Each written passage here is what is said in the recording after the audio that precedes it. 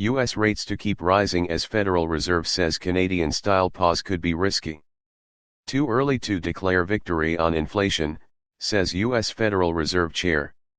The world's most powerful central banker, Jerome Powell, has decided against following Canada's lead and will not commit to taking a break in raising interest rates. While specifically noting the Bank of Canada's rate hike pause 1 week ago, U.S. Federal Reserve Chair Powell refused to echo Bank Governor Tiff Macklem's optimism that he had inflation on the run. Subscribe our YouTube channel and click our bell icon for new videos. Bank Governor Tiff Macklem's optimism that he had inflation on the run. I think it would be premature, it would be very premature, to declare victory, said Powell, at the Fed's Monetary Policy News Conference on Wednesday. In many ways, Powell's outlook on the economy was similar to Macklem's. In some ways, it may have been a question of whether the inflation glass was half full or half empty. Similar to Macklem, Powell foresaw that growth would continue but at a subdued pace, with little fear of a deep recession. In fact, Powell hinted that there may be signs of a disconnect between retreating inflation and jobs, with the high demand for labor meaning the exact opposite of a jobless recovery. I will say that it is gratifying to see the disinflationary process now getting underway and we continue to get strong labor market data, said Powell. More evidence whether jobs can stay strong as inflation falls will come on Friday when the U.S. Department of Labor releases January employment numbers. This month, Canada's different method of data collection means Statistics Canada's jobs numbers arrive a week later. But in both economies the previous month's data showed job creation remained strong. Canada's were spectacularly strong with more than 100,000 jobs created, sending unemployment near a record low. If you wonder whether the Fed pays any attention to Canada, on Wednesday Powell revealed that he does, telling reporters, "You saw what the Bank of Canada did and I know they left it that they are willing to raise rates after pausing. Pause could be risky." He said the Fed did not rule out doing something similar once there were clear signs inflation was on the run. While many critics have called for the central bank to wait a few months or even a year to see if current rate increases have done enough, Powell said history has shown that pausing too soon was risky. Rate cuts boost markets and many in the financial and real estate sector want the Fed to relent.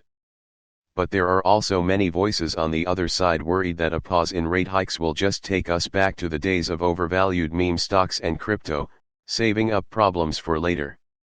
The growing notion that inflation has peaked and the central bank will soon pivot to lower interest rates has fueled a rally so far during 2023 in the riskiest, most speculative assets, wrote Richard Bernstein, head of a New York investment firm that concentrates on longer-term market movements. Powell continues to stand on the side of caution, repeating the idea on Wednesday that interest rates could still rise as high as 5.25%. It's very difficult to manage the risk of doing too little and finding out in 6 or 12 months that we actually were close but didn't get the job done and inflation springs back, said Powell. The job's not done.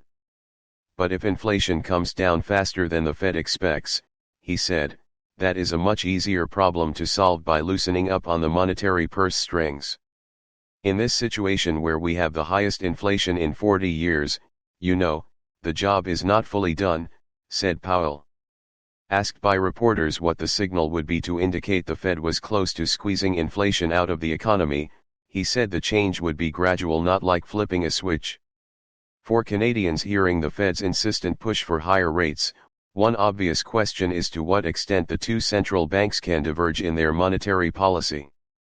If Canada were to cut rates and push the dollar down, that might well be seen as a kind of protectionism intended to make Canadian goods cheaper in the US.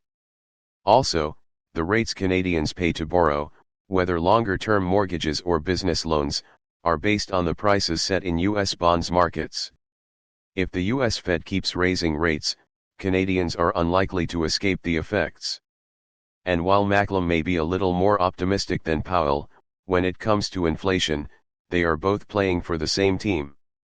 Borrowers and investors on both sides of the border don't like rising interest rates. But as Powell said, research by the Fed has shown there is something they like even less. The research also shows expectations are changing. People really don't like inflation, said Powell. The fact that people do generally believe that it will come down, that will be part of the process of getting it down, and it's a very positive thing. More optimistic than Powell, when it comes to inflation, they are both playing for the same team. Borrowers and investors on both sides of the border don't like rising interest rates. But as Powell said, research by the Fed has shown there is something they like even less. The research also shows expectations are changing. People really don't like inflation, said Powell. The fact that people do generally believe that it will come down, that will be part of the process of getting it down, and it's a very positive thing. Process of getting it down, and it's a very positive thing. Subscribe our YouTube channel and click our bell icon for new videos.